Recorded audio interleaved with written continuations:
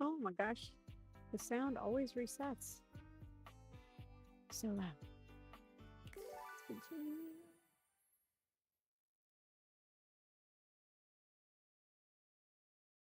Oh my gosh, it's so bright.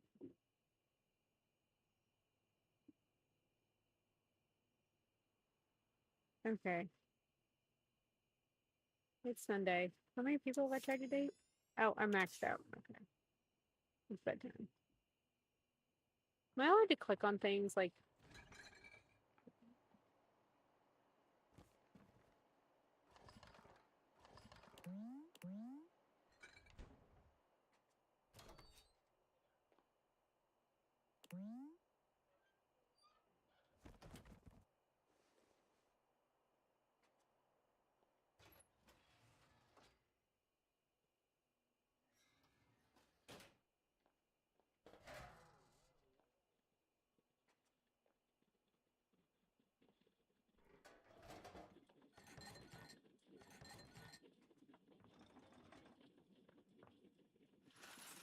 I wonder if I can close all the curtains before bed.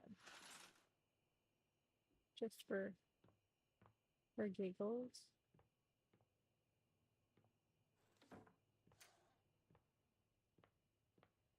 Curious if they'll be open in the morning. Let's just test this. No, I can't close this. Okay, cool. To bed with me. Oh, Teddy.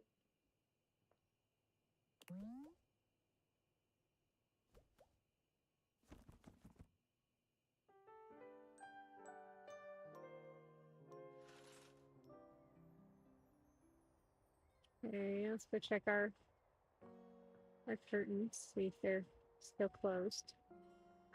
They stayed closed. The curtains don't have a light up for their own. That's.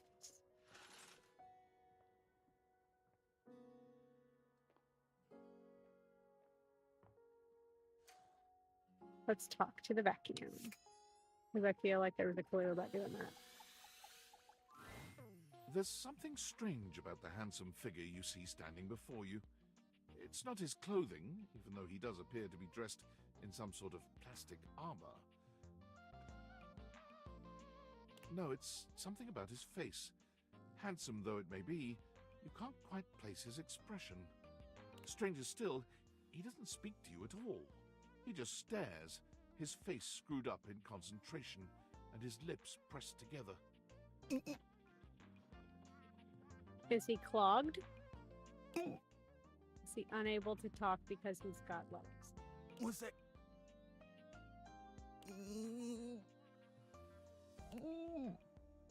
He lets out the breath he's evidently been holding, bending forward with his hands on his hips as he inhales and exhales deeply. Woo!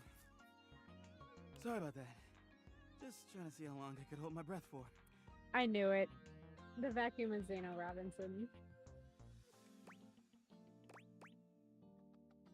Weird that I walked in on that. Seems like a while. Regret coming here. It is super weird. You have the most bizarre timing. All right, now that that's taken care of, I can give you my full attention. Name's Hoover. My friends just call me Hoov, though. What's up? You here to chat? Or is there another incident to clean up? And today was supposed to be my day off.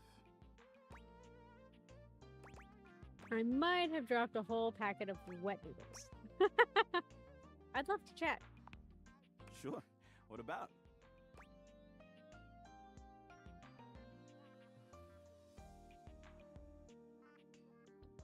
I bet you've been all over the house, so you're the one who is the investigator. That's right. Crime scene investigation. I love my work, but it can be hard to put it away at times. I do tend to keep it all in my bag.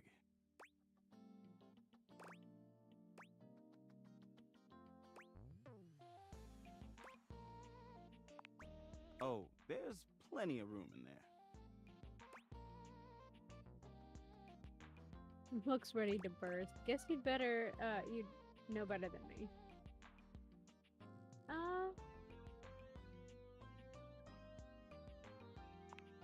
Yeah, maybe. You seem tired. Yeah, a bit. It's been a long week, but I enjoy working hard. Makes that can of oil at the end of the day taste all that much better. What's the hardest part about your job? What do you enjoy most about your work? About the work? What do you do for fun? What do you do for fun? Well, I used to do a lot of things for fun. I used to love watching a good game, especially with fellow fans.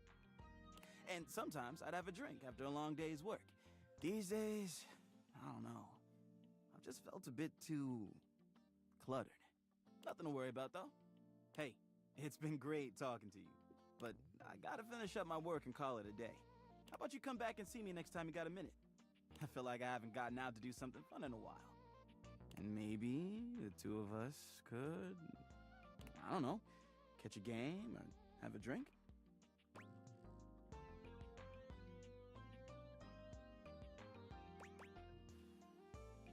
Sounds good. See you soon, Hoove. Or I'd love to go someplace with you. Let's go someplace. Sounds like a plan.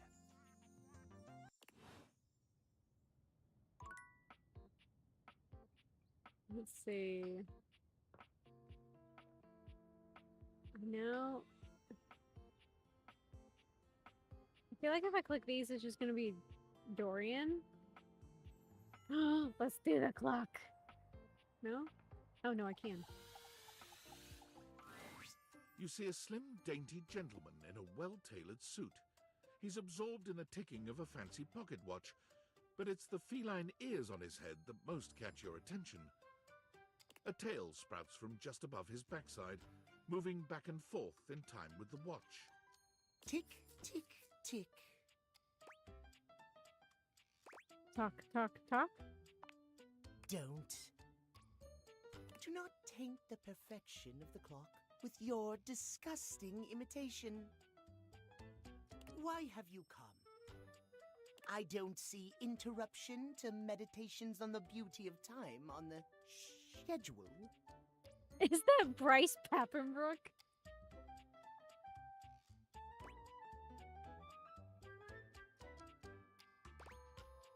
Is be a total dick to a stranger on there? I just want to appreciate the beauty of time or whatever with you. Oh, well, I can certainly make time for that. Perhaps you do not know this, as so few are as attuned to time as I am. I love how he plays Cat Noir and he's playing my cat clock. But punctuality is of the utmost importance. So if you wish to speak to me, you must make an appointment. Is emphasizing every third word part of the routine too? Are you some kind of VIP or something? Yeah, I'm not doing that.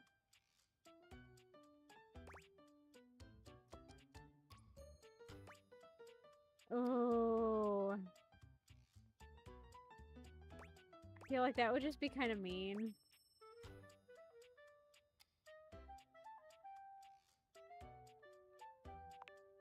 If VIP stands for very intelligent and punctual, then yes, I am. If you wish to make my acquaintance properly, you will return with an appointment. I don't even know who you are yet, and who am I getting an appointment with exactly?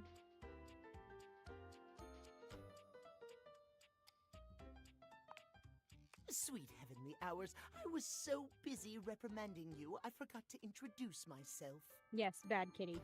Not that you didn't deserve it for breaking from the schedule, but it is no excuse. Timothy Timepiece, at your service. Timeliness.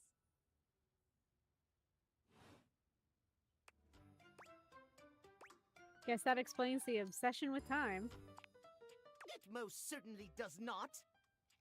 We should all be obsessed with the beauty and perfection of time. The safety of it, really. As long as one abides by the schedule, nothing can be out of place. You will abide by the schedule, won't you? The fact that you're calling it a schedule is what drives me crazy. Say schedule one more time. Schedule. Excellent. I thank you.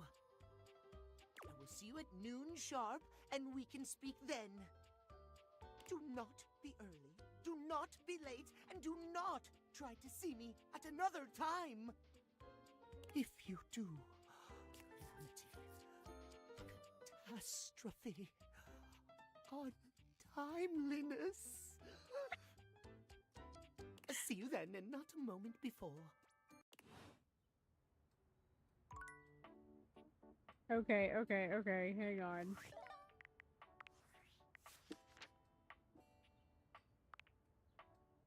Henry Who, Zeno Robinson. Got it. Bryce Papenbrook called it timeliness, precision, and schedules.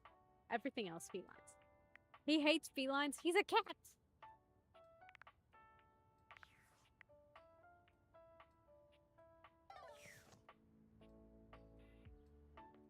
Okay, I haven't tried to date. My couch, that was the thing. The dust bunnies. It appears that your intentions have gone awry once more, as the interloper, Lucinda Lavish, stands there instead, striking a pose. I'm okay with that, Lucinda. It's me. I said I would return, and now I'm going to give you a choice. I love choices. Thank goodness. Tell me, lover, how would you like to know me? Can we do something horny? Oh my god. I want to know more about who you are on the inside. You said you're the best character in the game. I kind of want to know about her.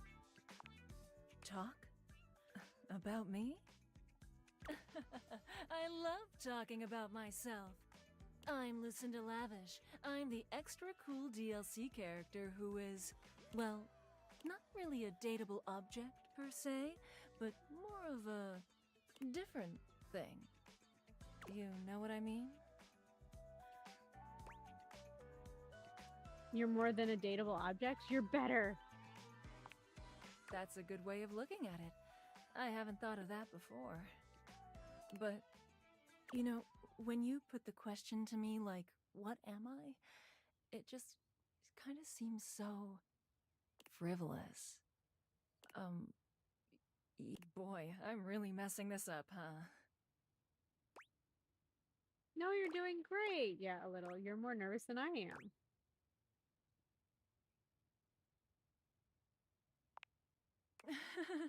Yeah, ugh. Why am I laughing so much? This isn't funny. I'm just... Oh, she's Lucinda Listless now. It's always easier when you're playing a role, I feel. When you know what the boundaries are. This kind of just seems a little out of my wheelhouse. You're not Lucinda Lavish anymore. Oh. You're right. Shit. I'm gonna go. No, poor baby. I didn't mean to hurt her. And with that, she is gone. Lucinda. I feel bad. Seated in your living room is a being who seems to truly embody the concept of comfort. His arms are draped over the back of the couch, his head tilted back, and his eyes beginning to flutter shut. He looks just as though he's about to fall asleep, but when he sees you approaching, he shakes it off, looking up at you with a sweet smile. Hello.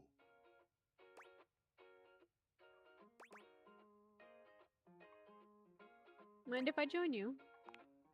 No way. Please do. He pats the seat next to him. Come on and take a load off. I'm Koa, by the way. Here, oi.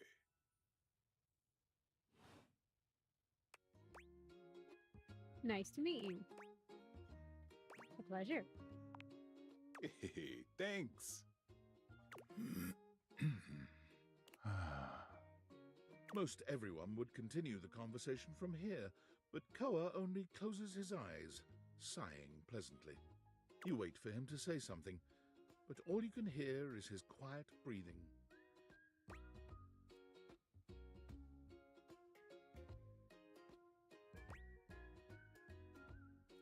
Did you want to be alone?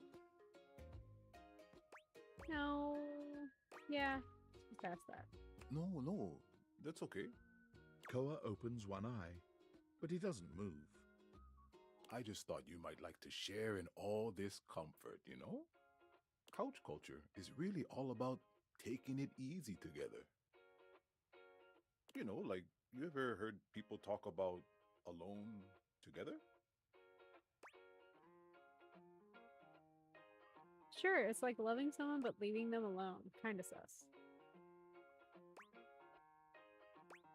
You know what? I actually am totally okay with that. Right on. You get it then. I wish more people understood the beauty of alone together. It means you can be at peace with another being without even saying a word. I'm okay with that. It means not forcing a conversation or an activity between the two of you. It means just enjoying the moment without any expectations. He sighs pleasantly, closing his eyes. Can't you just tell me something about yourself? Sounds boring. Guess I'll give it a shot then. Beautiful. You'll see. Koa breathes in deep, sighing pleasantly. When he relaxes, the entire room seems to relax with him. You find yourself growing sleepier alongside him. Naps are best. You're not sure how much time passes as the two of you sit side by side in companionable silence, but it's certainly a good while. Thanks for keeping it chill, buddy. This was real nice. Got something I want to give you. Is this my pocket change? Whoa, free money. Did you steal this from me? You know it. You know, in couch culture, we're not big on expressing ourselves verbally. We prefer to let our actions speak for us. And a gift like this, it's just a way of honoring our friendship. I'm in human culture. Giving someone stuff you found is deeply rude. I'm touched you'd share your culture with me. I'm just glad you appreciate it. I do. Koa yawns. I'm gonna take a nap. Feel free to stick around as long as you want, alright? I'm just so comfy.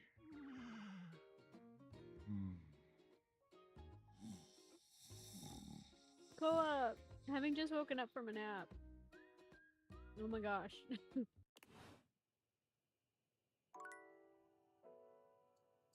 I should have one more dateable available. The piano. No, wait. Rumors.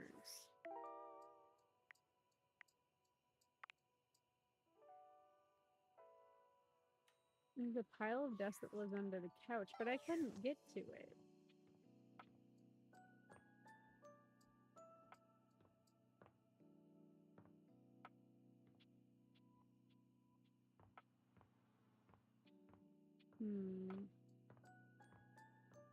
Is the blanket dateable?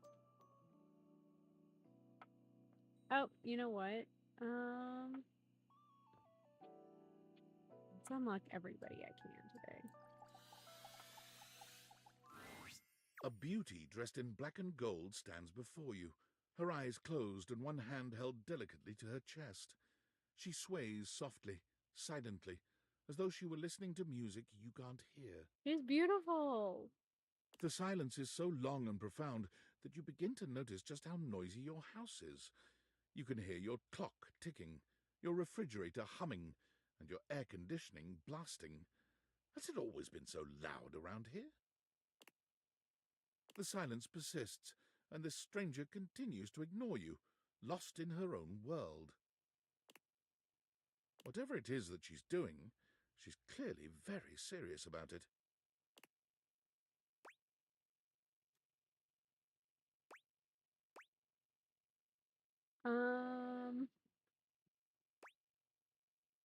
I'm going to introduce myself.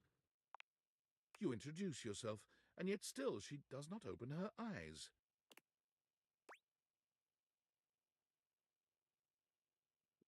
Panic, we need a medic stat. Are you okay? Finally, she opens her eyes, heaving a polite but obviously impatient sigh. Maestro? You had me scared for a second. What is scary about a performer crafting a performance? I'm sorry. It was coming along nicely.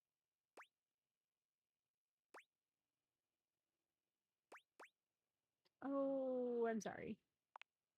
That was Door 33. Surely you recognized it. It's an avant-garde piano piece, 33 seconds long, by the composer John Gage.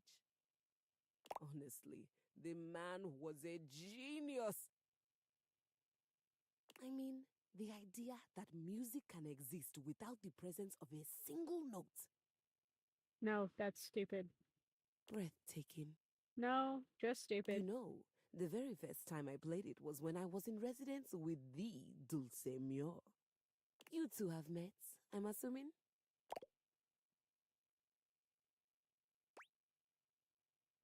Nope.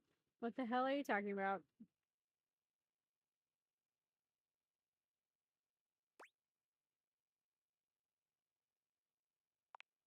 No.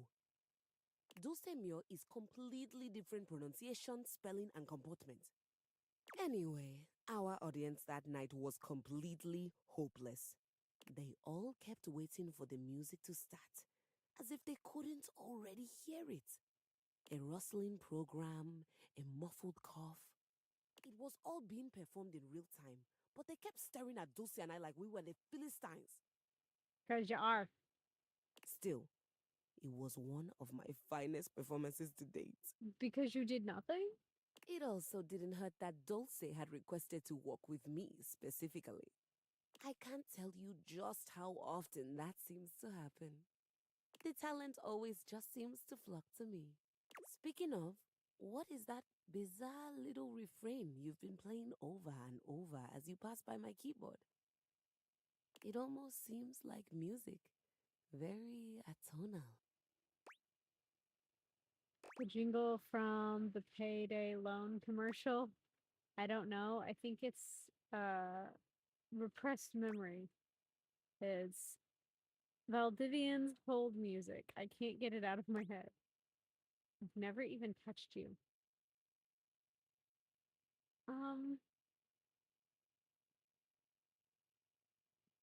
Yeah, I've never even touched the piano. Ah, then it was merely a wish.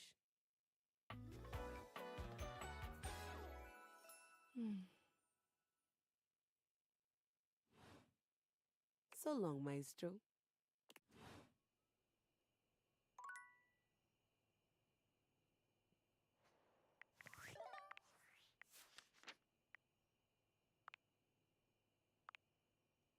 Moses Goods dislikes being a downer. Peace, quiet, owning and operating a fusion restaurant. Nice, nice. Peace, his joy a photo. Okay, I will have to look them up because I don't know that name. Classical music, dissonance. It's in the lavish.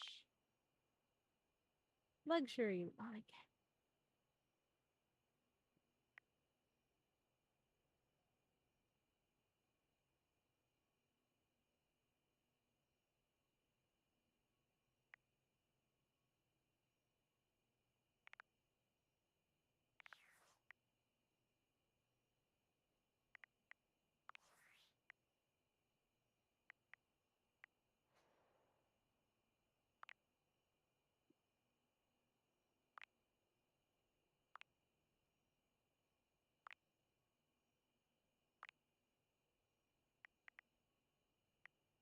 Okay, I gotta stop looking at these because, like, I'm giving myself spoilers. Alright, well, we can't date anything else today.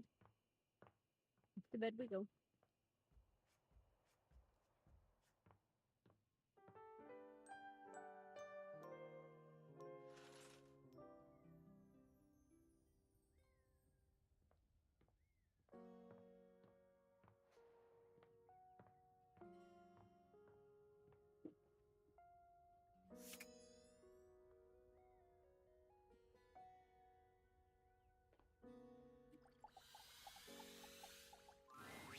You're used to seeing mostly people-shaped objects with the Date Viators, but clearly the sink-headed figure before you is, well, not No. like No, the thank you. others. No, thank you.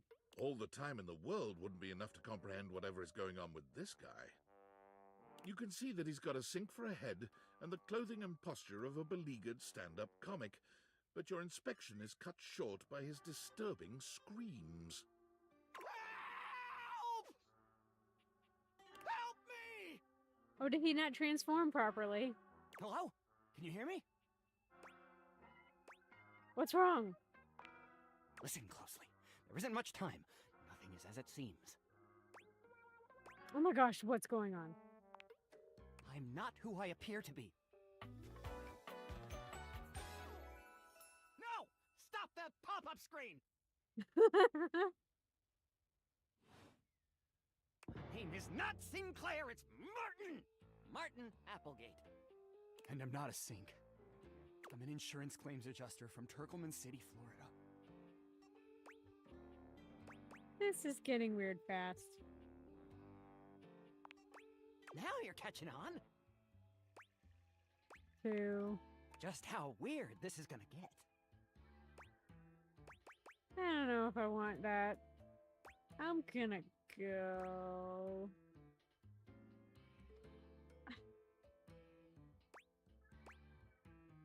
I like weird though. Try this on for size then. A strange creature that looks and sounds like a soapy little dog jumps up at your legs, yapping and barking. Down, Sudsy, down! Keep your bubbles to yourself, you little devil! Trey, Sudsy? Go to your tray! Sorry about that. Before I begin telling you my tale of woe and Temple's Shirley, let me let Sudsy out, okay? When he gets like this, I just get really flustered. Is your dog gonna pee on my bathroom tile? More flustered than being transformed into a sink? Yeah, pretty much. Okay, bye! Sink you next time! He just left. Okay. Bathtub. Most everything in your home is pretty standard. You may have inherited a lovely one, but it's not exactly what anyone would call luxurious. So when you find yourself bowled over by the nearly suffocating air of luxury and privilege in your bathroom, it's easy enough to pinpoint the source. A beautiful stranger in a luxurious sud-lined bathrobe stands before you, resplendent in black and gold. Her hair and skin have a distinct shine to them, as though she'd just stepped out of the bath. She strides forward, grabbing you by the arm. Oh my god, it's about time you showed up. I ordered hours ago, and the pizza's free if you're late. Wait a minute. Where's my pizza? Well, now I'm hungry. Yeah, and so am I. So where's the pizza? She squints at you, looking you up and down. Wait. You look familiar. Because I'm not a pizza delivery person. Don't I know you? I walk by you numerous times every day.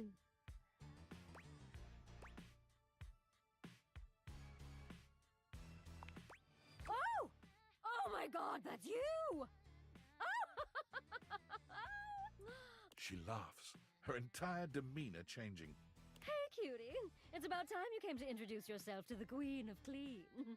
Name's Bathsheba, though I'm sure you know that. Oh, yes! I know her voice and I can't Still place don't it. know where It's my killing pizza me. is, but that's okay. You're here now, so you can go get me one. I'm not doing that.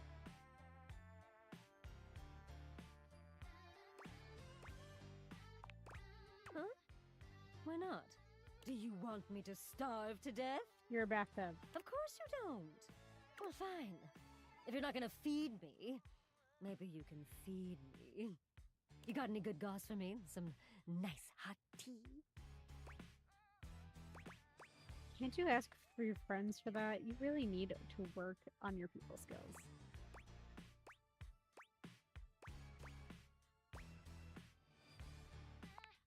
Well, sure. I mean, I have tons of friends. Miss Popular here, that's me. But you're here now, and they're all so far away. My very, very real friends, of which there are many. All right, since you're so unwilling to help little old me, you should ask those special glasses of yours to get me some friends who will. I'd love to help. Oh, goody! We'll start next time I see you then. And bring a gift next time, won't you? It's just good manners, you know. The things in this house.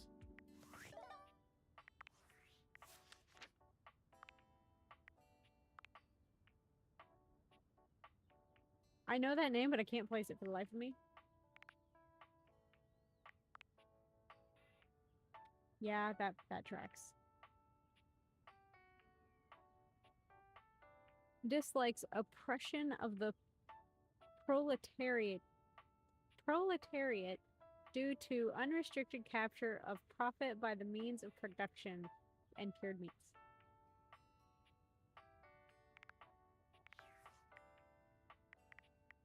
Discord. I'm sorry for the abrupt intrusion, but there's an urgent topic I need to discuss with you immediately. Is everything all right with the Date Theaters? Are they operating efficiently? I think so. Why? Well, as you know, I'm able to remotely monitor their functionality, and I've been noticing some deeply troubling readings coming from the Quantum Catalyst Activator. Nope. Quantum Catacomb active where is all good. That's very sci-fi, but essentially, the Quantum Catalyst Activator is the internal hardware that allows you to directly acknowledge a thing's existence. And recently, it started to emit metacognition readings unlike any I've ever seen before. I'll keep an eye on things over here, but please inform me if anything unusual happens. Oh, and if they get too hot, throw them in the freezer immediately. Your life depends on it. Wait, why? Can I throw them in the fridge instead? Sorry, it's not safe to talk anymore. I'm in a really sketchy neighborhood and this phone is super duper expensive. But I'll keep analyzing the data. So just get ditched. Got it. Okay, 3 more datables. Need to unlock 3 new things. Actually, can I just talk to like the 3 that I've already... No. Yay! From outside, the breaker box is bustling. You push open the heavy door, but the first thing to grab your ears isn't the dulcet tones from the stage. It's the aggravated whispers of a heated and private argument in the corner between Eddie and Volt. You should be resting. I'll add it to the list. Eddie. There's no time, all right? There's too much to do, and unless you want us to blow a fuse, we're not going to blow a fuse. Though you might if you don't relax. Everything is well in hand. Look, fine. Just a few hours, but only if you swear you'll keep me updated. Have I ever failed you before? Obviously not. I'm serious, Volt. If it gets worse, you come get me. Clearly not fully convinced, Eddie chews on his lip. Finally, he turns, blowing past you with barely a nod. Ah, Livewire! Volt's whole demeanor shifts as he notices you, and you feel just as tingly as the first time. He's got, like, he's not anchored or something, I swear. Oh, delightful! You're back! Came for the shows, the stage, and, well, you. I hope I didn't interrupt anything important. Hmm? Oh, nothing of consequence. Administrative responsibilities, you know. I wouldn't want to bore you with the details. Volt's eyes shoot to the lights, and immediately back to you. Can I set you up with a table? The show doesn't start until later, though I imagine we can find something to fill the time. Can I get a drink? Feels like you're trying to distract me. What is going on?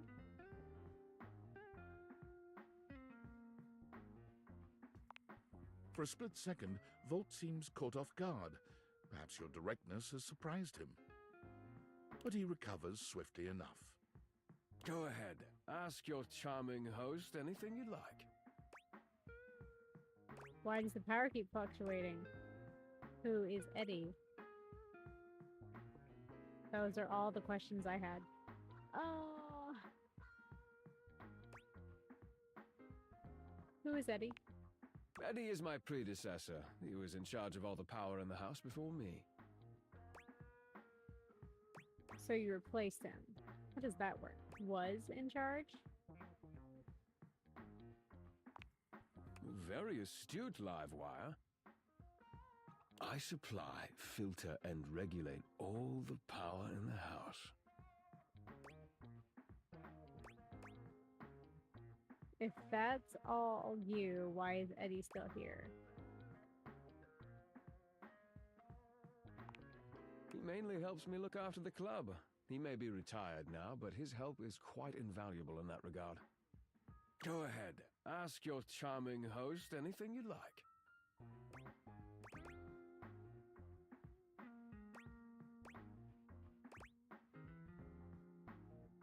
Why does the power keep Oh, fluctuating? it's a simple power surge. If you tell me you've never seen a power surge before, I'll know you're lying. Okay, but why does it happen? Duh, I have, but it happens here a lot. That's not normal. The flow of electricity can be a very unpredictable thing. It requires a delicate balance and power conversion. Sometimes the balance gets thrown off. But it's nothing to be concerned about, I assure you. That sounds totally made up. I think you're the liar. Well, I'm concerned. Do I need to do something to fix it? Fix? Does it look like anything around here is in need of fixing? Yeah. That's just the nature of an older house. It's part of its personality and charm. No, certainly nothing that needs to be fixed.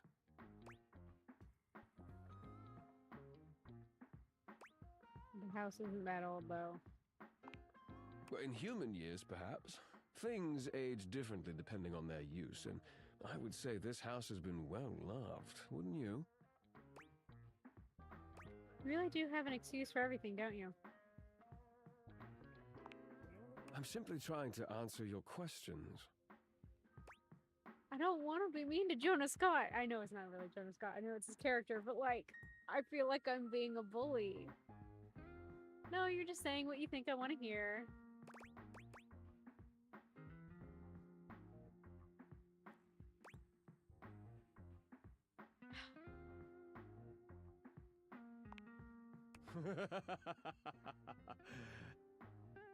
That's customer service, Livewire. Go ahead. Ask your charming host anything you like.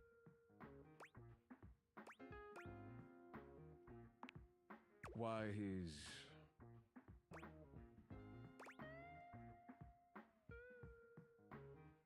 Hard to talk to. So focused on this place. Such an asshole. Oh, he's not an asshole. Eddie prefers to keep to himself. Yes, don't take it personally, Livewire. I'm more than happy to keep you company, if that's what you're looking for. Go ahead. Ask your charming host anything you'd like. Why, he's... So focused on this place. Ah, yes. He does tend to take the work quite seriously. Go ahead. Ask your charming host anything you'd like. I think I'm done. There. Excellent. Nothing to hide. Now, why don't we move this into a more pleasant atmosphere? The lights begin to flicker again. A familiar occurrence by now, but this incident feels different. It lasts longer than it should. The buzzing feels ominous, almost like a warning. Ah, my apologies, Livewire. As much as I'm enjoying our conversation, there are a few things I must attend to. It's nearly time to open for the show. Allow me to show you to your seat. It does feel like your seat now, even as the power continues to surge and ebb. The lights flicker, the bulbs buzz and drone. The crowd thickens and murmurs anxiously, beginning to grow restless, until Volt finally takes the stage. We've got a real treat for you tonight. According to him, he is a new musician no one has ever heard of. And if they think they have, they're wrong, or my name ain't Johnny. P.S. Don't read that part. Well, read it, but don't say it out loud, for amp's sake.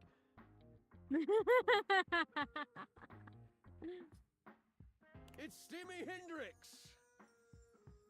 There must be some kind of way crowd here. They'll sell the shampoo to the soap. Hey, Johnny. there's too much a conditioner. I can't get no scalp relief. And then I got this guitar solo planned. I'll be damned if I know how to play the guitar, but I learned it a cappella for you. It goes like this. Wow, wow, wow, wow, wow, wow. I can't with Ruby. No one knows more about stinkings than Jean-Lu, and this smells like a big one. A turd named P.U. Oh, it's the toilet. I always appreciate feedback from other artists. That wasn't feedback, darling. That was backwash. You're right. The tastes of audiences are fickle and ever-changing. I'll retool my act once more. That'll fix it. The show concludes, mercifully.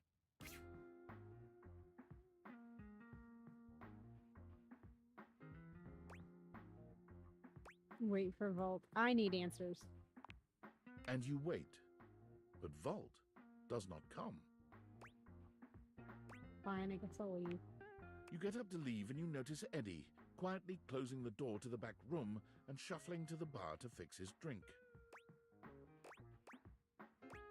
Eddie, how are you? Oh, for fuck's sake, what do you want? Damn!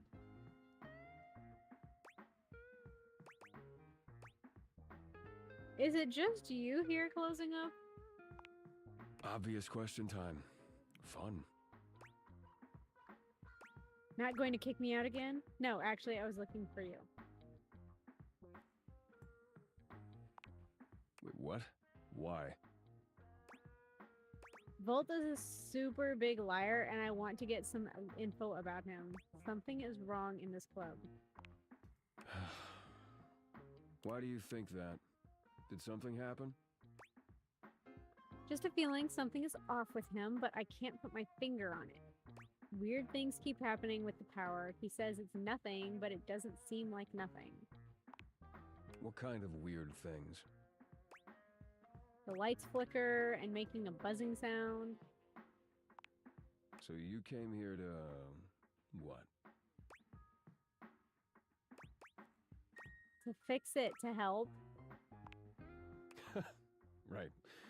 Well, good luck with that. That's it. That's all you have to say. Good luck. Come on, Eddie, please. The hell do you expect me to do about it? Vol's the one who runs the power here.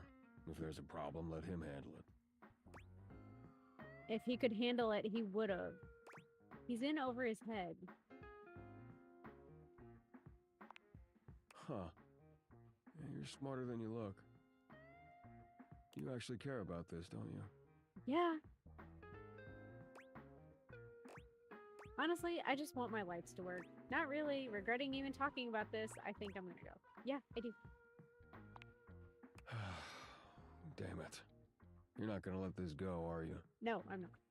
I'm gonna regret this. Yeah, probably. How are you with tools? Not great, but I could probably avoid setting anything on fire. I know which one is the Phillips head and which one is the flathead. I'm born to school. Wow.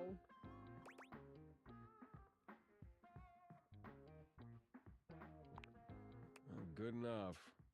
Come back after tonight, ready to work.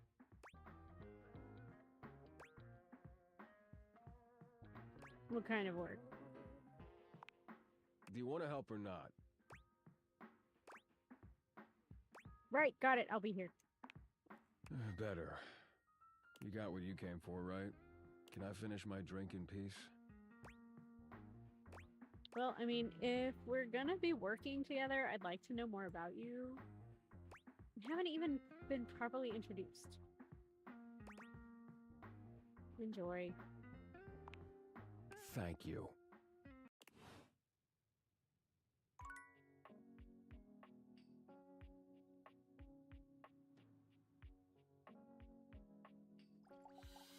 Am I able to click that one again? Maybe I have to click the tools? The handsome construction worker currently invading your space makes you feel as though you've accidentally wandered into an active building site. He holds up his hands to stop you from going any further, glaring at you as he looks you up and down. Whoa, whoa! Where do you think you're going? To my next lover. The closet. I can't let you in here without the proper PPE. Why does this sound like Jonah also? Probably not. Please don't. Yeah. It might be. Tony puts his fingers to his mouth and whistles. Hey, oh, get him out of here! Hang on a minute. PP what? Your hard hat, your boots, your high-vis vest. Come on, this is a job site. Except it's the breaker box closet. Don't even get me started. Not when Johnny Wannabe next door has got a whole garage to himself. I mean, I'm talking wall-to-wall pegboard, 6 kinds of saws. Oh, and he's got this 12-inch auger. Man, those things go deep. Someone's hot and bothered. That lucky bastard. An auger? That's like a root vegetable, right? That lucky bastard. Man, you're telling me 1%ers, right? Look, all I'm saying is I want a little more space, too. You know, for entertaining. Had a lot of cocktail parties? I'm a popular tool. You're acting like a tool, alright. It's always, hi, Tony this, thanks, Tony that, or Tone, my ass is leaking. What? Please don't tell me who's... Jean-Loup. Yeah, I figured. Incontinence. You didn't hear it from me, though. HIPAA. Oh my god. That's not how HIPAA works. Anyways, objects need somewhere bigger than this to come see me for what ails them. And, sometimes old Tom might also want to have special company over. You know what I'm talking about, huh? Tony nods, grinning smugly at you. I'm so concerned.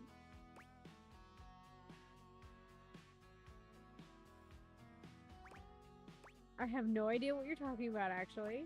Special company makes me break out in hives. Hell yes I do, or just hell yeah. You know what I'm talking about. You know it, buddy. Ow. You know what I'm talking about. I'm loving this interaction. It's hilarious. I love matching other people's energy. Oh, you know it, you know it, you know it. What, do I have to keep going? Really?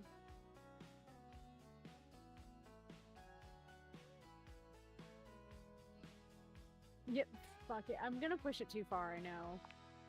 You know what I'm talking about. Okay, yeah. we're done. We're done. I'm done.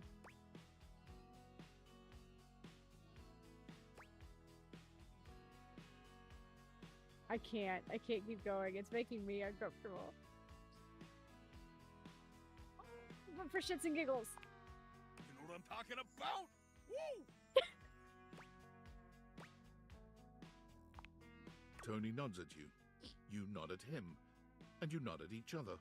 Both entirely pleased that you each know what the other is talking about. Oh my gosh. That was fun. It was worth continuing. So you get it. I need more space. Space for all sorts of things I may or may not be insinuating. Makes sense. What other things do you like to insinuate? You know what? Relax, Tiger. It's Tony time. I got a pitch for you. Okay. A drawbridge. A drawbridge. Like from Yield Times? Think about it. Your lover pulls up for a date and the drawbridge lowers to let him in. Not hot. Pretty freaking impressive, huh? No.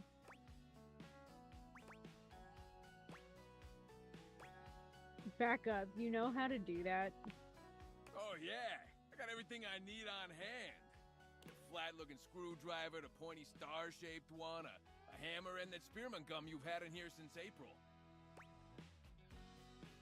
I don't know how much know much about architecture, but I think this might be a bit beyond the capabilities of a toolbox. Yeah, that could definitely be a thing. Very death trappy. Please tell me there's a moat.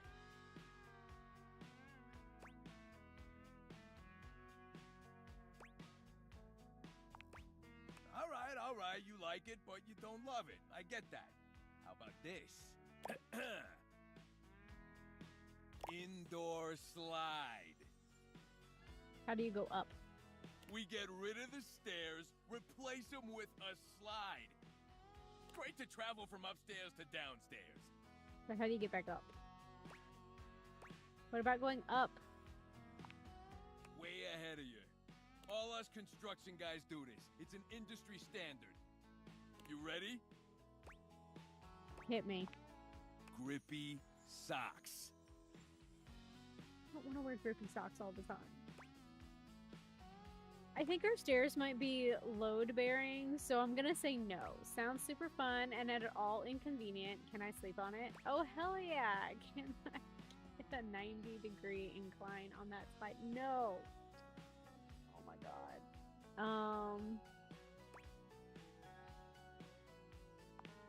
Of course you can! Just don't take too long. I tend to book out 6 to 8 weeks in advance.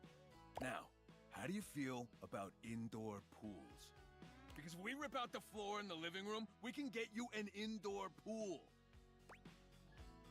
Is that safe? I feel like that's a recipe for electrocution. Of course it is. But that's what the chewing gum is for.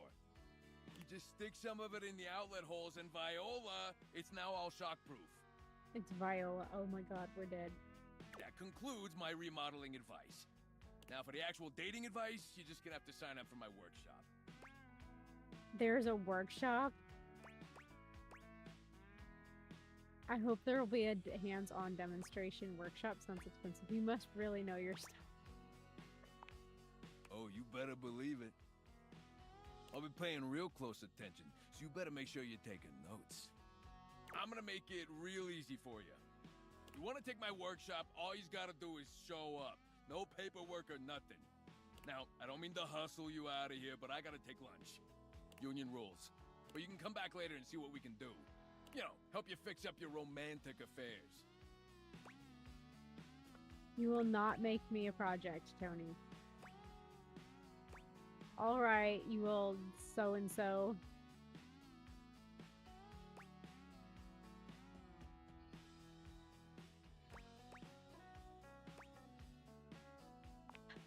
I'll see you around.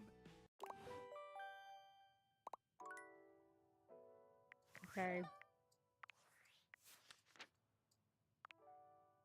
Who's Tony? Roger Craig Smith? Really?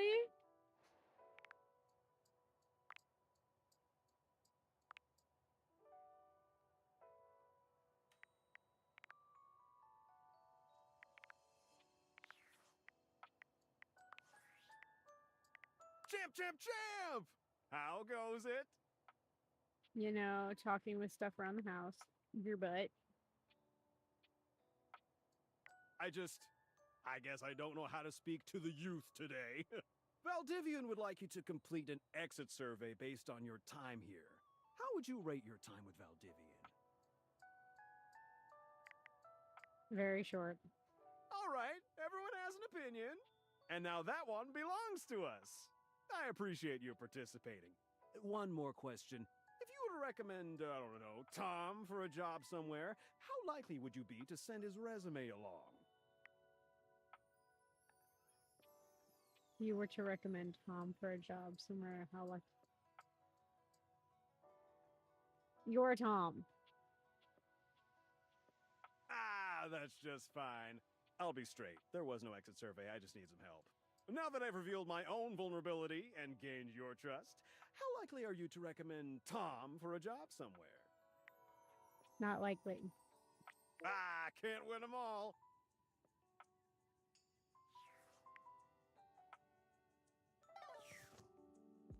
I have one more dateable. The light bulb? For a moment, you wonder if your Dateviators are malfunctioning. But no, the fashionista standing before you is just that dazzling. They are dressed to kill, abs on display and lighting all along their body, bathing them in a soft glow. A ring of light surrounds their perfectly coiffed blonde hair, giving them the appearance of an angel, and perfect lighting no matter which way they turn. But it doesn't take you long to discover the angel comparisons end at their appearance. Hey, betches! It's me again, Lux. Oh, me and him are gonna be besties. Yes!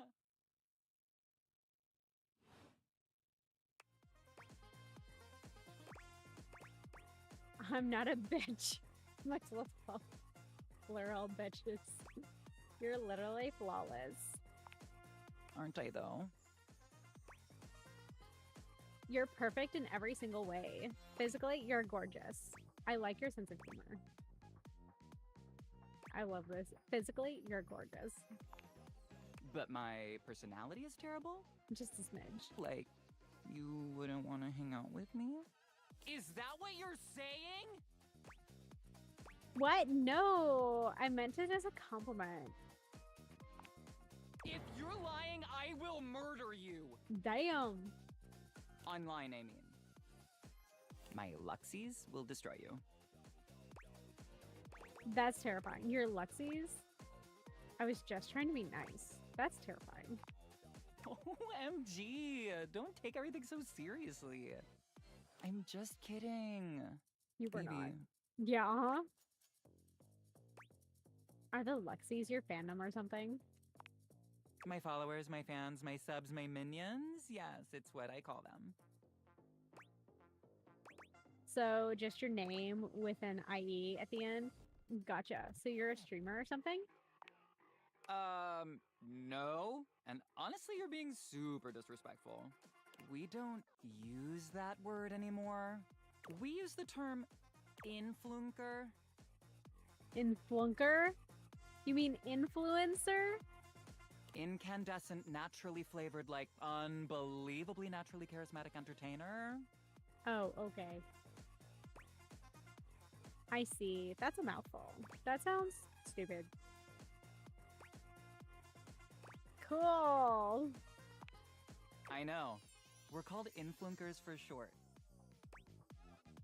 Cool acronym. So what does an influnker do for short? Right. Exactly. So we don't waste time. We're all about helping improve people's lives and productivity. How exactly do you do that? Could you improve my life? Could I? Yes. Will Would I? Maybe. Maybe. Okay, I can think of 2 ways to help make you better. I can share my daily routine with you. It is literally amazing. Or I can grant you exclusive access to my services. They're literally amazing. Both options are literally amazing. Tell me about your services. Okay, congratulations! I will be charging you for the triple premium platinum package. Yeah, that's what I thought. It includes a $3 spa coupon, 6 copies of my ebook, a free yoga cushion rental when you come to our Bali retreats, and access to the virtual Living Light Lounge, where you can literally collab with other influencers whenever you want. Amazing. I can't wait to use all these incredible perks. Wait, no, I was just making a joke. Whoa, whoa, whoa, whoa, whoa. Not at all what I want. Backspace, backspace, backspace.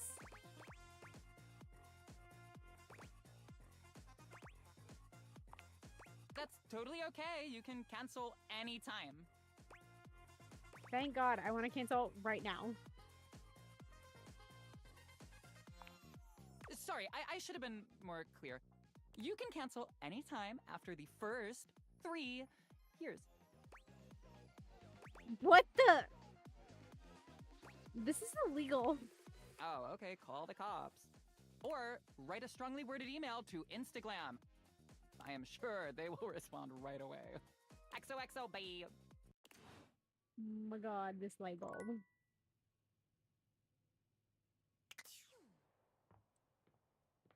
Going to bed. I'm drained. My God.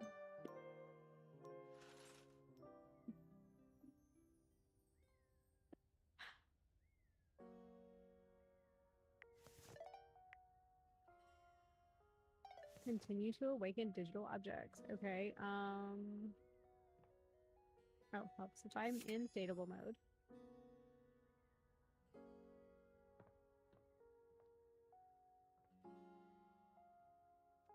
Is the book a dateable? The distinct scent of books, that slight hint of vanilla and mystery, fills your nose. And while it's not at all unwelcome, it is strange to smell it when you're not actually paging through any of your books. I don't care. It better be a hot book. I don't care. Man or woman. It only takes you a few moments to track down the source of the smell. What appears to be the spirit of literature hovers a few feet away from you, nose in a book. I can get behind this. When he sees you, he nearly drops the book he's holding, rewarding you with a glare. I love the bookworm tattoo on his arm. Ah! Oh, for God's sake, you cannot sneak up on me like that when I'm reading. You have no way of knowing what world I've been in. I might mistake you for a zombie or an ill-mannered country gentleman, and, well, I might have to act accordingly, you see. That would be bad. I am not a gentleman. How dare you? Okay, but what if I was a zombie? Yes. Probably. I suppose that would depend, wouldn't it? My name is Lyric. I love Lyric.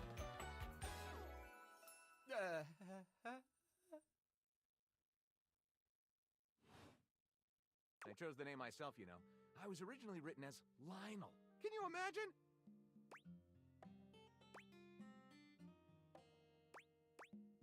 No. I am the embodiment of all literature, an indisputable master of the written word.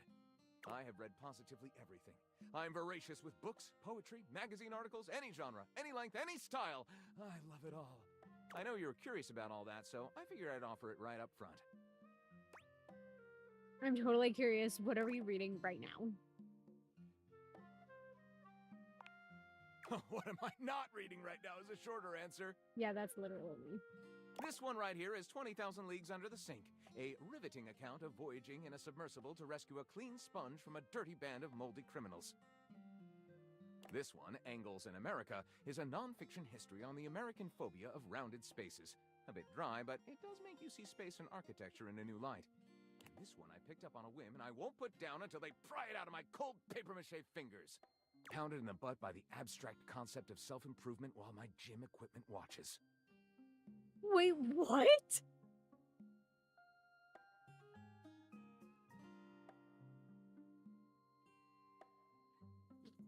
This Chuck Pringle fellow, he really has a line on the object erotica market. I was about to say, that sounds spicy. Quite a varied collection you've got. Oh, this isn't even the tip of the iceberg. This is like one molecule of ice that's floating near the tip of the iceberg. And the iceberg is 2,000 miles wide. What do you do with all of this reading?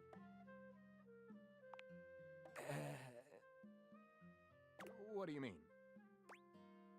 Do you write your own stuff? Sadly, I have never even written a paragraph. Not a single line of text. Not a word. Not a punctuation mark. Really? But your literature, that seems like a big hole. Oh no, we've got to do something about that.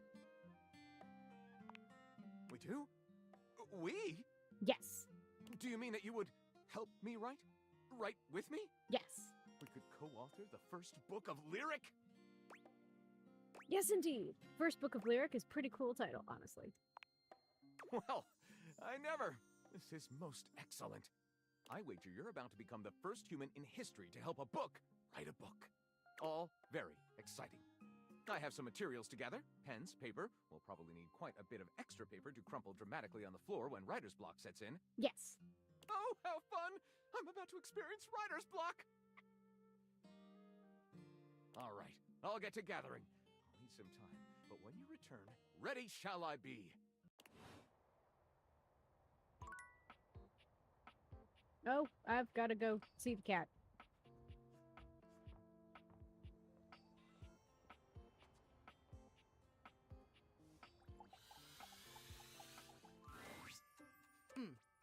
Almost late. Almost. If that's all it takes to devastate you, it was a matter of time. I'm sorry, Timothy. Why don't you just pretend it never happened? Did I make it? Is it all right now?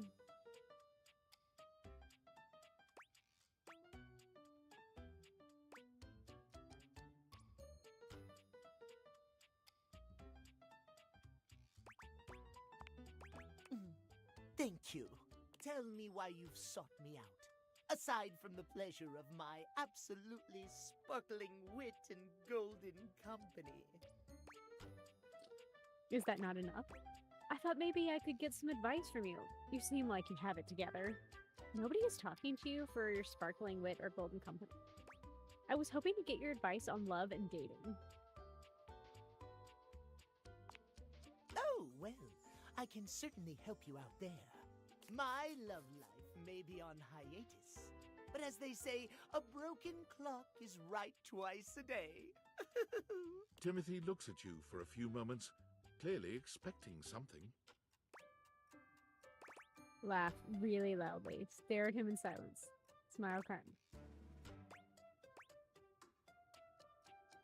Just... I don't want to laugh loudly. Yes. Well, let us start with the most important thing. Timeliness. Next to godliness, as they say. It's cleanliness. Isn't that cleanliness? You know what? You're so right. Of course I'm right. Imagine, if you will, you show up to a date showered and clean, but 2 hours late. Does your cleanliness matter then? I think not.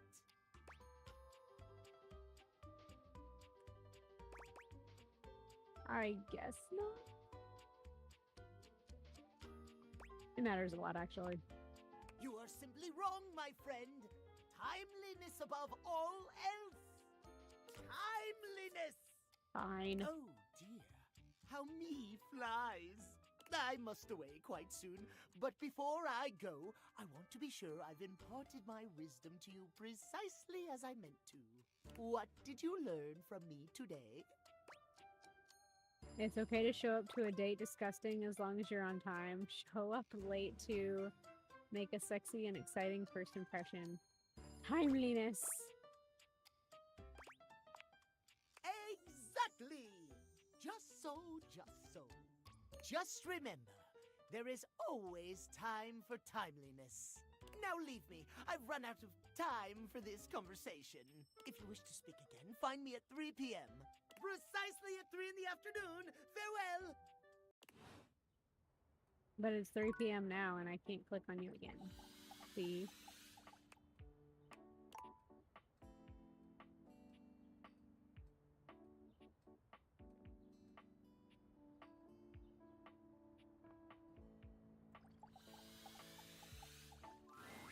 The first word that comes to mind when you see the large cowboy standing before you is solid. This guy is big, and he looks built to last. You might be intimidated were it not for the kind expression on his face and the sweet way he doffs his hat at you. No one's ever asked you this, but if you had been asked to imagine what your table might look like as a human, you think this would be pretty close. We've known each other for a real long time now, but we ain't ever been properly introduced.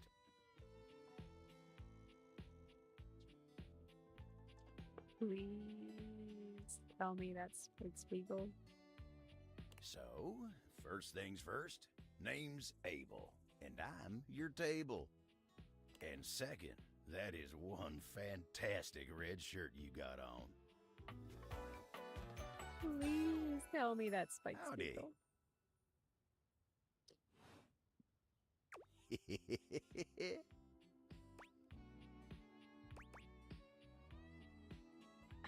I'm Corey, and I'm your human. I know it, but it sure is nice to hear it from you face to face like this. You know, as a table, it's my job to hold things up all over the house, and I take my job real serious. So, if you're here talking to me now, you must need something more than just my support. And if there's one thing Abel's gonna do, it's make sure everyone in this house has what they need. So, what can I do you for? There's gotta be something. Steve Bloom. That's.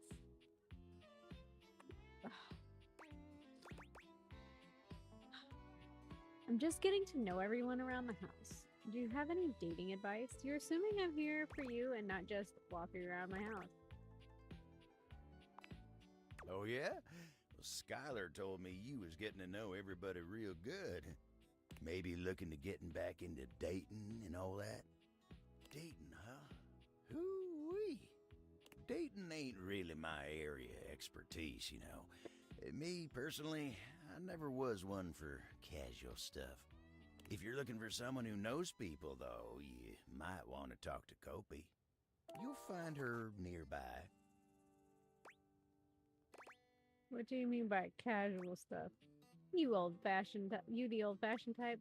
Don't pawn me off on somebody else.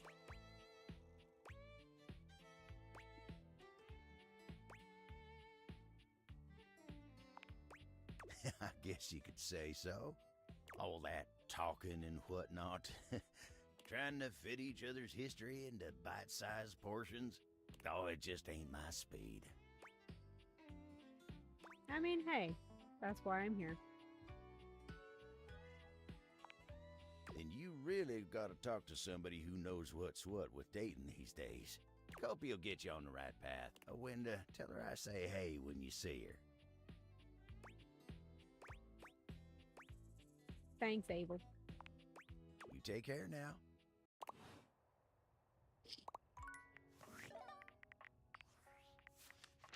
I'm not wrong, I'm not wrong, I'm not wrong, I'm not wrong, I'm not... Yes!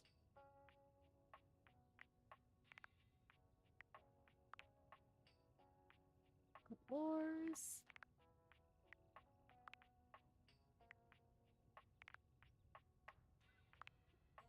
Ray Chase's lyric.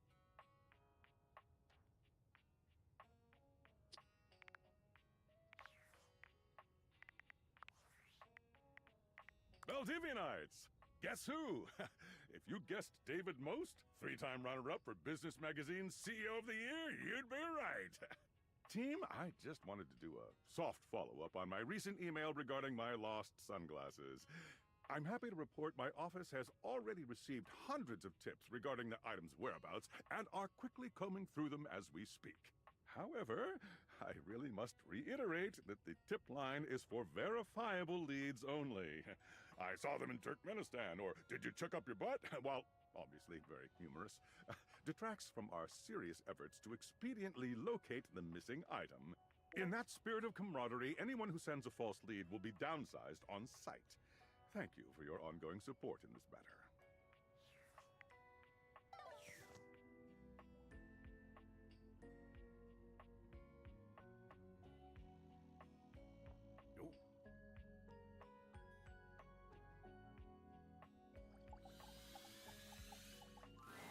An 18th century dandy strikes a dramatic pose before you, turning this way and that as though modelling in his own imaginary spotlight. He seems quite impressed with himself. Yes, yes, it's me. It's me. The one, the only Candelabra.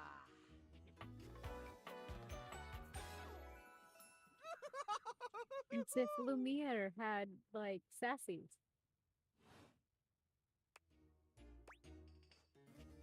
Get bent, you lump of waxy buildup.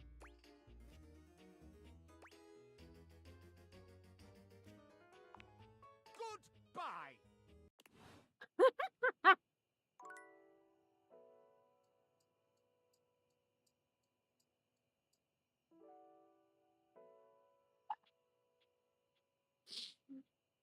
Okay, who did I just piss off?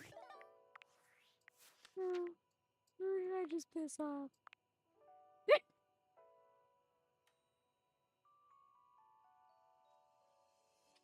Dislikes rudeness, low speech, and dilly-dallying. And I just told him to get bent. Oh. The beautiful flapper you see before you stands in stark contrast to the strange music that plays when you turn on your record player. Where she seems sweet with an old-world sort of beauty, the music she plays is all kinds of wrong. It skips and goes from too fast to too slow. She dances to it all the same, swinging her arms and legs in time to the herky-jerky rhythm of some ancient record. Well, don't just stand there like a wet blanket. You get a wiggle on. Let's see you dance.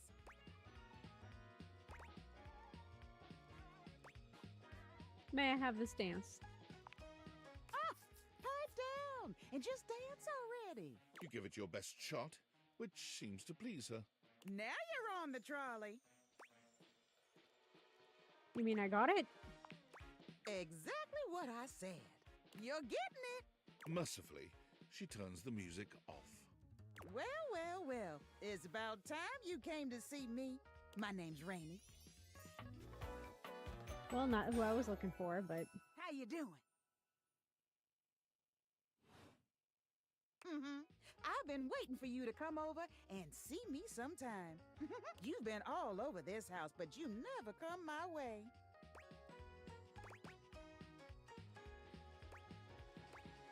I didn't know you still worked. Of course I still work. I might be an antique, but there's still plenty of life in this old record player. Well, anyway, it is so great to see a new face around here. Even if your face ain't exactly new to me. Nobody ever seems to want to hang out anymore. I can't imagine why. I used to be the belle of the ball. Everyone was so happy to see me at a party. Now it's always just me and my records. It's probably because you're playing them at the wrong speed. The wrong speed? You spifflicated or something? It's just fine. Well, whatever. I'm gonna keep the party going here. Feel free to stick around, if you can keep up. Otherwise, you can beat it. This beat's for expert hoofers only. Rainey's frenetic, high-pitched record is too much for most anyone to keep up with. You decide to check in with her another time.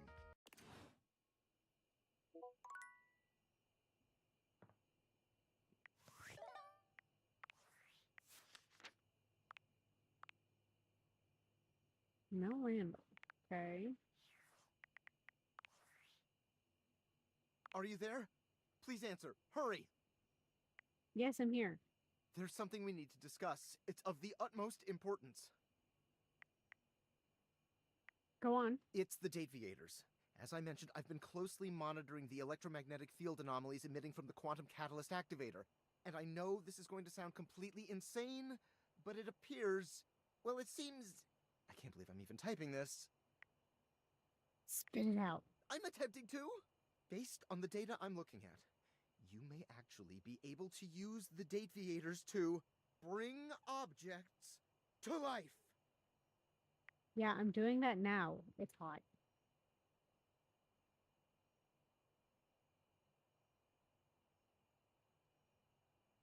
No, you're not listening! I don't mean to engage with an object's sentience during intended usage. That's what the Dateviators were created to do, and they've been working perfectly.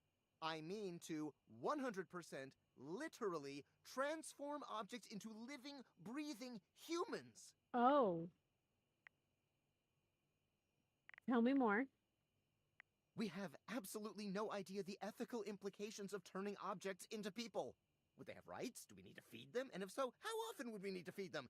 Is only lunch enough if it's a big lunch? We're sleepwalking into a minefield of existential dilemmas here. Not that concerned. Well, you should be. Who's gonna pay for all those big lunches? It's not me, that's for sure. Not to mention, I didn't even program the Dateviators with that functionality. Maybe the government augmented my original schematics with secret military tech, but I'd have to do more tests to be sure. I'm sorry, but we'll have to pick this up later. I'm not under any sort of duress or anything, but I had a huge enchilada for lunch and I'm exhausted. I'll reach out again when I'm able. Got it. So goal is to date everything and pick one and turn into human. Hello, Ninja.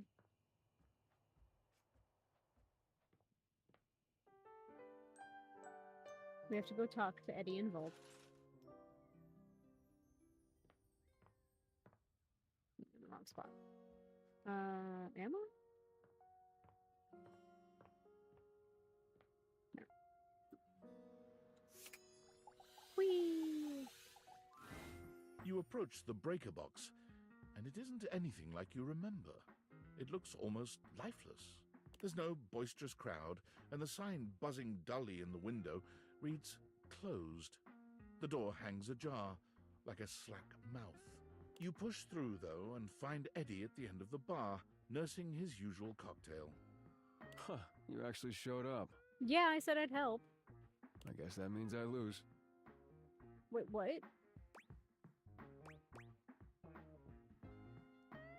Lose what? Of course I did. I said I would. Good to know. Little inconvenient for me, but good to know. I made a bet. Was pretty sure you'd back out. But I guess there's still time. You'll probably change your mind once you realize what you signed up for. Eddie sets down his drink and shrugs out of his vest. He begins rolling up his sleeves. I'm not afraid of hard work. I told you I want to help. And miss out on your charming attitude? Still not sure why exactly, but whatever. Well, as long as you're here, might as well get to it. There's a lot to do before we open. Why is the club closed anyway? It's weird seeing it so empty in here. Let's get started. Where's Volt? I was hoping he'd be here too. No, I don't care. I can't exactly get much done with the entire house crammed in here. Usually I take care of all the maintenance after hours, but we've been so slammed lately there just hasn't been enough time. Things are breaking down faster than I can get to them. And trying to do anything while the club is open is essentially pointless. There's always questions and distractions and polite conversation. It's exhausting. Oh, so that's what we're doing. Maintenance. And that's why the power is all weird, because you're behind on some handiwork? All things need maintenance. Nothing, no matter how well made, can function indefinitely. Eventually, we all wear down one way or another. And if something isn't given proper maintenance, they break down even faster.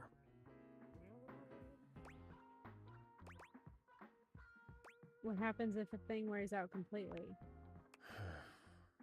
Then it becomes useless, doesn't it?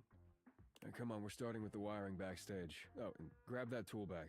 Though you are not a natural handyman and Eddie is not a teacher, the two of you manage to make decent progress through his to-do list.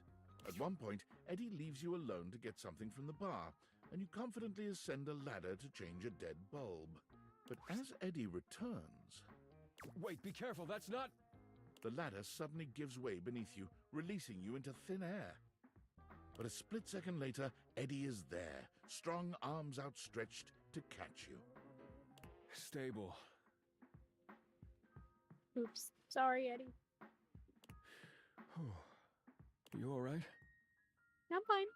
The customary ice in Eddie's eyes, just for a moment, has melted.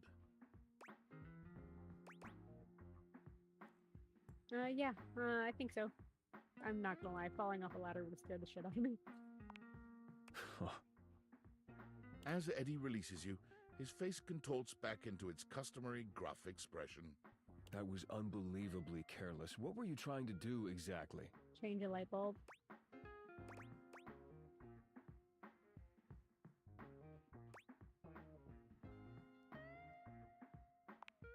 I told you to replace the one behind the bar. You did? The floorboard under these lights is loose, which is why I told you not to touch them yet. Well, maybe just say that next time instead of being so cryptic. How not to touch them. Just pay more attention. I will. You sure you're not hurt? No, I'm okay. I'm good, really. Thanks for catching me. No, you were pretty quick. Maybe you should pick me up, back up, just to make sure.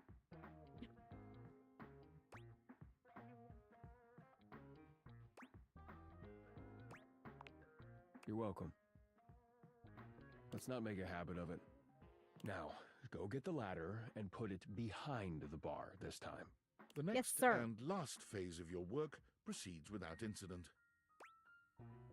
Phew! You weren't kidding about this being hard work. It's actually kind of fun doing this stuff, working with your hands. Are we done? Please tell me we're done. I'm exhausted. I think my calluses have calluses. No, I like working with my hands. You've done surprisingly adequate work, mostly. Other than trying to fall off a ladder. And I only dropped the tools 3 times. Well, I had a pretty good teacher. No, you had an excellent teacher. If you'd only had a pretty good teacher, you probably would have electrocuted yourself. Twice. And we got through more of the to-do list than I expected. It's probably good enough for today if you want to, head out. Or I could stay and hang out for a bit. Come on, I'm dying here. Let me sit for a few minutes. I know you had fun today too, I can tell.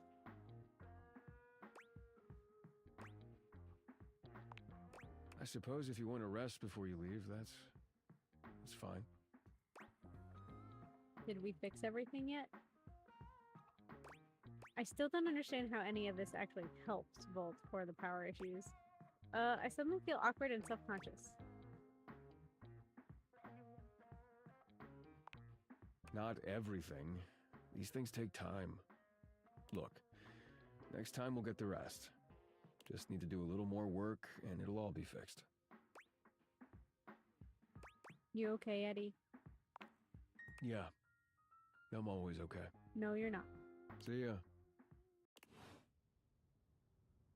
But I'll let it slide.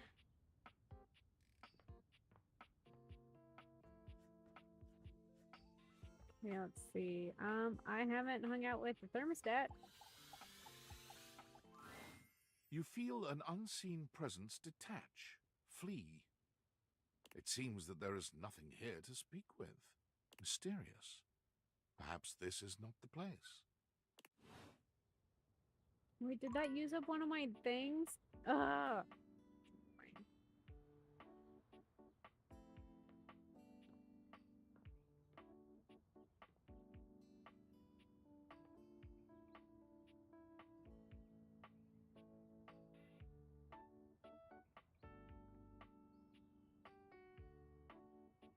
The whole ass fireplace is a thing? Well, well, well. The enigmatic Ember returns for another lesson. I clicked the logs last time. You can't highlight this and then tell me it's the whole Dante thing. I had a feeling. But it's still weird to talk to Zuko looking like that. No, Fred, I can't hit spacebar. You ready? Let's go. What's it gonna be about? We're gonna stick with getting to know you, but it's time for a new kind of icebreaker. As you might know, ice sucks. So we gotta break it. First off, what's the worst way to get someone's attention? Catcalling, unwanted touch, inappropriate comments, gross. Right! That's just an insincere and unsolicited form of selfish flattery. And for what? Someone who does that isn't trying to get to know you, they're just being a creep. So the real question is, how do you start a conversation with someone you don't know in a respectful way that also shows you might be interested in them and hopefully makes them interested in you? Tricky, right? That's what we're gonna explore today. You're very passionate about this kind of stuff, huh? Whatever, you're the boss. So if I want to get everyone to hate me, I just do the opposite.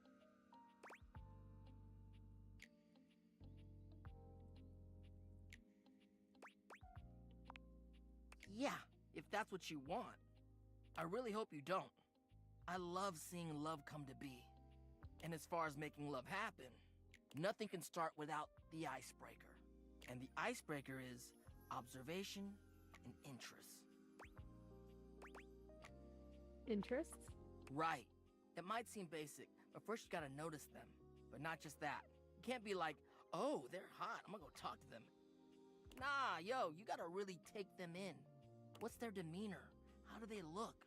Are they with someone? All that and more. Then, use the information you glean to guess what they might be interested in, and lead with that. Whoa. Aight. Say there's somebody you meet for the first time and they're wearing merch of a show or a game or a book, you know? What do? Maybe compliment them on it, right? But what could you immediately follow that compliment up with that's even better? Ask them who their favorite character is. Tell them your favorite episode. Quiz them about what they know about the series. That's a good one. Smile, gently ease into the topic, and you can build a great rapport with them really quickly. So, you learn about, or even better, share in their interest. Make them excited about it. Start that connection by talking with them about what brings them the most joy. What better way to build a friendship? I thought this was about picking people up. It makes a lot of sense. Dope. You get it then. You gotta communicate, you feel me? Let's go to phase 2. Alright, so you made it past the icebreaker. Now you're vibing a little. They mentioned they're going to a concert of one of your favorite bands. What do you say next? Oh man, I love them. Are you going with any friends? Lucky you got an extra ticket? Music is for dorks. That's what I'm talking about, playa. Keeping it nice and casual and taking an interest while showing interest. Smooth. If they say no and they don't really have any friends who are into this band, let them know you might be down to go if they want company. If they say yes, maybe just tell them you're stoked for them. Don't want to seem pushy or self-inviting. Get to know them before getting too personal. You know, build up to it. Maintain that good balance of digging somebody, learning about them, and gauging their boundaries. Too much work. I'm just in it for the quick hookup. Sounds complicated. Actually, I have kind of a non-sequitur question for you, Woodward. It is, homie, it is. Anyway, that concludes your lesson for the day. See you around for the next one? You know it. Alright, next. Until then.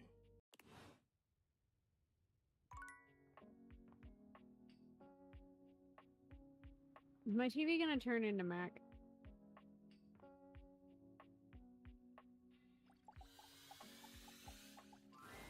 The game console turns on.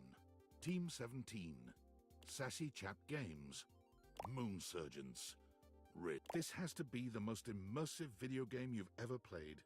Your in-game companion is an absolute stunner, but she doesn't leave you much time to take in the sight of her.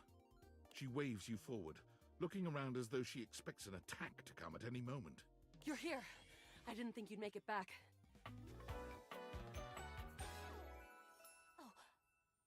I love Luna already.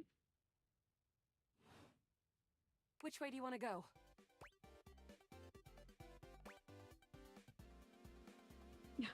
You're being very forward. Do you think we've met or something? What? Which way do you want to go? They're coming. Oh, you just equipped my Zauer rifle, which means that you're thinking of unloading a whole lot of Zaker charges on these Scroufs out here. What are we gonna do?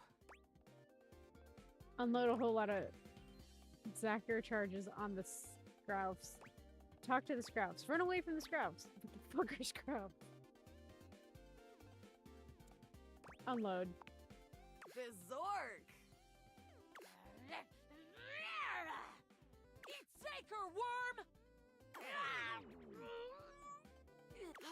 88 charges later, that's a whole lot of Scrouf carcasses. Nice haul. That ought to teach Celine and her goons. We're near the compound of the Upholders. They'll have assassin class Upholders, as well as surveillance class. We'll have to sneak our way in, and probably start dispatching them with utmost violence. You up for it? Yes, ma'am. Violence is wrong. Let's go. We got the right equipment. Is this a stealth section or something? You're right. I'll put on my +5 shadow suit. It'll help us get through the sensors in there. Upholder tech is nasty. I found an entrance on the dark side. Should be an easy way in if we just follow the marker on the map.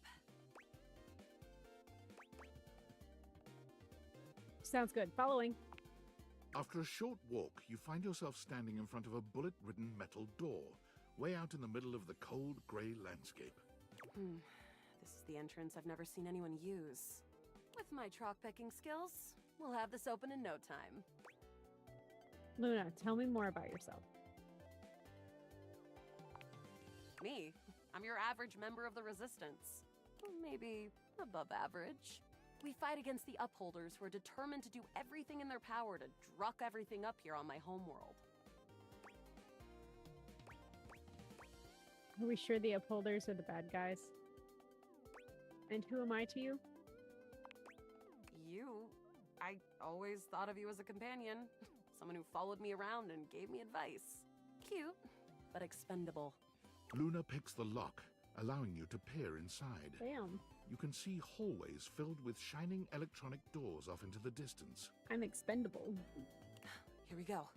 Upholder Central inside. I'm seeing Grunt class Upholders, who shouldn't be too bad. There will be Surveillance class 2, which can sound the alarm. Sounds dangerous. It is. Very. How do you suggest we do this? As quietly as possible, try to date one of the guards. Who cares? Guns blazing. As quietly as possible. Yeah, makes sense. With the shadow suit, there's no way they'll hear us coming. Using all your available grace and patience, you and Luna slowly make your way down the corridors. Close behind me, Yael. You drift past both Grunt and Surveillance Upholders with ease. Good choice on the stealth. I usually prefer the part where we... There you are. Oh no! Assassin! From your stealthy vantage point, you can get a vague sense of what's happening. A vast laser juts out from some sort of holographic human from down the end of the corridor. The light engulfs Luna and renders her immobile. Grab Luna and run. Bravely, you take Luna's frozen body and crash through the remainder of the hallway. Once she is removed from the power of the strange weapon, she hangs limply in your arms for a moment, enjoying the ride. Give her a wink and smile. Continue to run like a badass.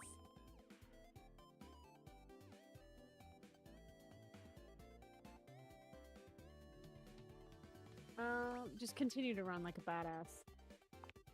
You run further through the maze-like compound and finally make it to an empty office. Krah. We lost a lot of gear there in the Tryst of Battle, but at least we still have enough health to get us through to the end. We're getting close. You want to press on, or should we take a crafting break? What's crafting? We have a chance to use what's left in our inventory to make something that will help us in the final battle. Ooh, let's get crafty. Alright, we can craft something really special using this workbench. This thing can take anything we've got and transform it into anything we don't. Does it make compliments? Does it take compliments? What do we have in our inventory? Not much. We got zonked by that last encounter pretty hard. 1 globule, 1 wood, and 1 scroff skin. What can we make with that? We'll have to find out. Okay, let's get started with...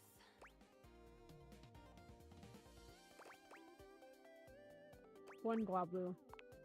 Got it. And then? The skin. Got it. And then? The wood. Got it. And then? That's it. Alright. I don't think that's gonna give us anything we really need, unfortunately. But there's no reason to lose hope. Let me just put these together, and it's pretty globular, which is always good for defense. The wood gives nice heft, raising our attack. The scroff skin makes anything look a lot better for comfort. We've got an amazing new piece of armor from this. That'll help us in the battle ahead. You and Luna make your way through the final threshold and stop right before the entrance. Oh no. There it is. The horror of it all. The way opens up into a large regolith cavern. Mining constructs mingle with moon rocks as the terminus of the station is reached. But perched high on the crane next to a large glowing blue crack in the regolith was a well-outfitted spacer who looked just like Luna. You came just in time for the festivities to begin. Celine Moonrise, prepare to die! Luna, you'll never take Crescentia's power.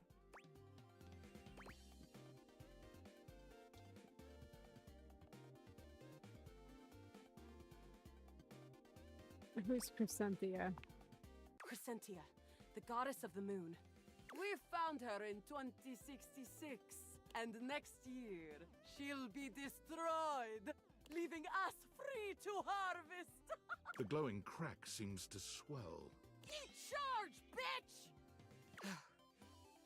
The blue deposit of moonrock erupts, and from the crack, a monstrous creature bursts forth.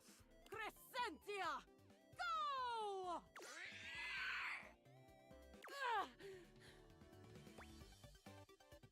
Shoot more harder. Use items. 360, no scope. Ha! Easy. Thanks to your crafting, Luna is able to withstand the mighty force of Crescentia's power. The battle is fierce, but ultimately Crescentia and Celine fall to the ground, presumably dead. Wow! Did that without even a single save. Great job, Yael. I couldn't have done it without you. I'm so glad to be there for you. That was fun. Could this be something more? You're the best partner I could have ever asked for. You always chose the right path, unwaveringly. I'd love to be friends with you. Even though it can be dangerous out there in Novaya Moskva, having a real friend by your side means you keep your KD ratio way down. Sounds good, Luna. Well, come back anytime and let's play again. Yay, we're friends! My friend. This time for good.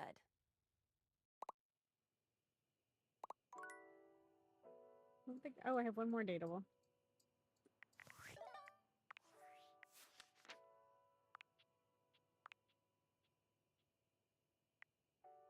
Oh, they dislike being asked questions.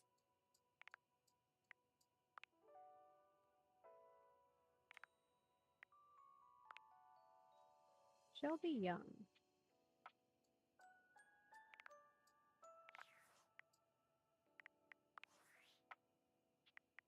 I'm afraid I don't understand.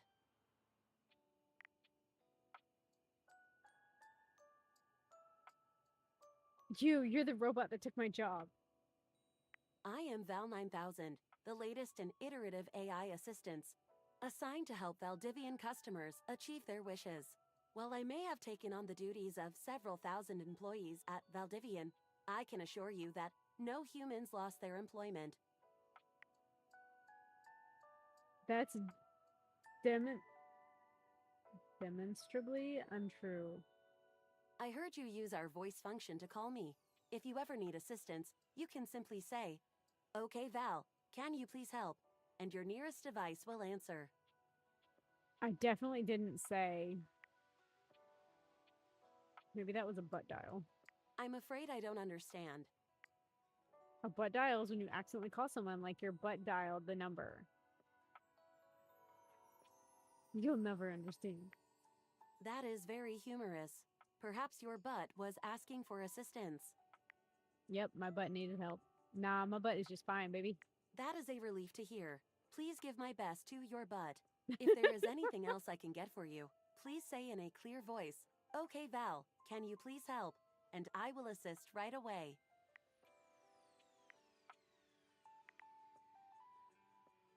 Okay, thanks. If there is anything else I can get for you, please say in a clear voice, "Okay, Val, can you please help?" and I will assist right away.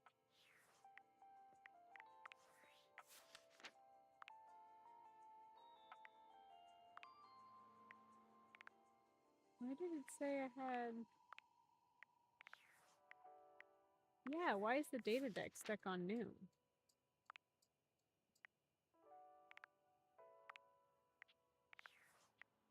I don't know why it's stuck on new.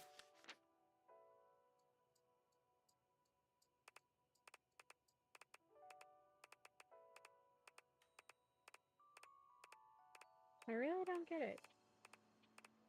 There are so many things to date.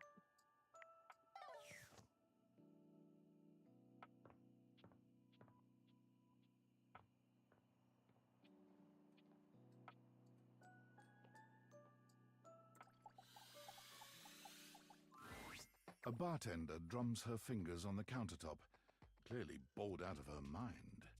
Her long red-orange hair is pulled back into a ponytail that flows down her back, like the drinks she pours so expertly. She makes herself a drink, taking a small sip of it and setting it down. Your entrance startles her so badly, she nearly knocks it over. Someone's here! Welcome to my humble bar, the Tipsy Tumbler. I'm Beverly, but you can call me Bev, or Beverly, or Madam Proprietress. That would be so cool. Hi, Madam Proprietress. I'm the owner and bartender and janitor and stockroom attendant. Nice to meet you. Hiya. Beverly squints at you, frowning as she seems to be considering something. And then she snaps, pointing at you. Wait, hold on. Oh my gosh, it's you. My proprietor. I can't believe I didn't recognize you. Ugh. Me? Yes, you?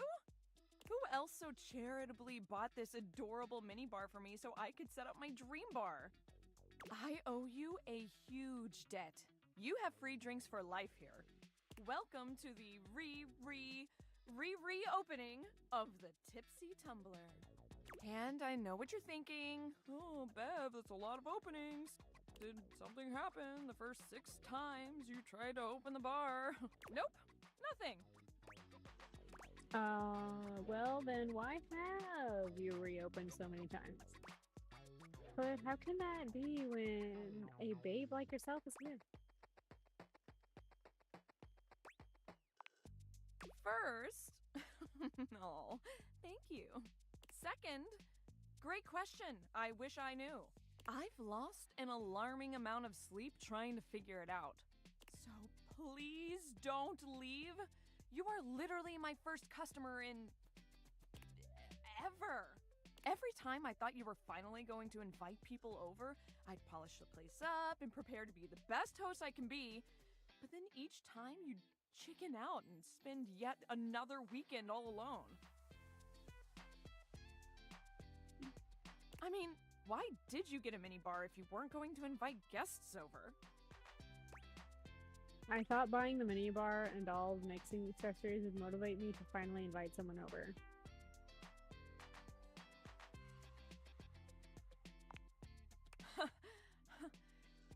But that's... Okay. It's all water under the bridge. You'll have to talk to River if you want that. Anyway, that's enough babbling for me. So take a seat and let me fix you something already. Please, let me fix you something. First and foremost, am I making you a cocktail or a mocktail? A cocktail, please. Mocktails are the non-alcoholic versions of a cocktail. Just as fun and delicious, but without the burn. Or the drunk part, obviously. Cocktail. Excellent. So, what'll it be? Martini, Aperol Spritz, Mojito, Ramos Gin Fizz. Martini, please. Ooh, those are just delicious. So many different floral and spirit-forward flavors. Coming right up.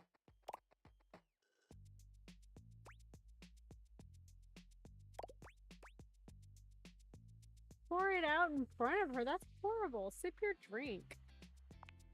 You lift your glass to your lips, taking an extended sip. How was it? Really good. Where'd you learn to mix drinks like this?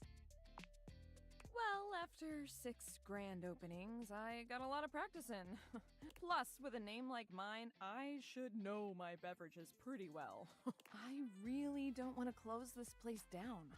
I've put my bar and soul into it. So, will you be my first returning customer? Absolutely. Really? Oh my gosh. Yes. Yes, thank you. Tell your friends. Tell everyone. Please. And I'll be seeing you next time.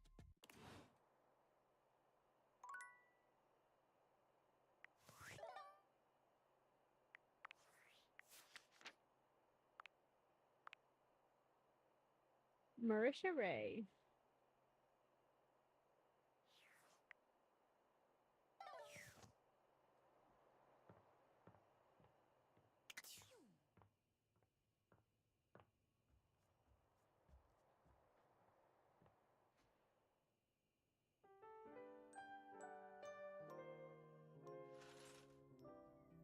I gotta continue to awaken objects.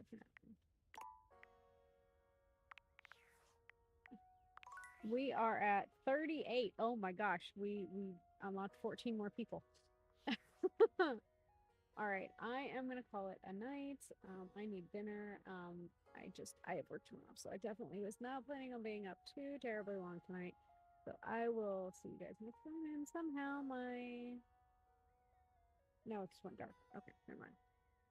Thought my Steam Deck died. No, Stream Deck died. Okay, I will see you guys later. I'm gonna go to the main menu, and I will see you guys next time.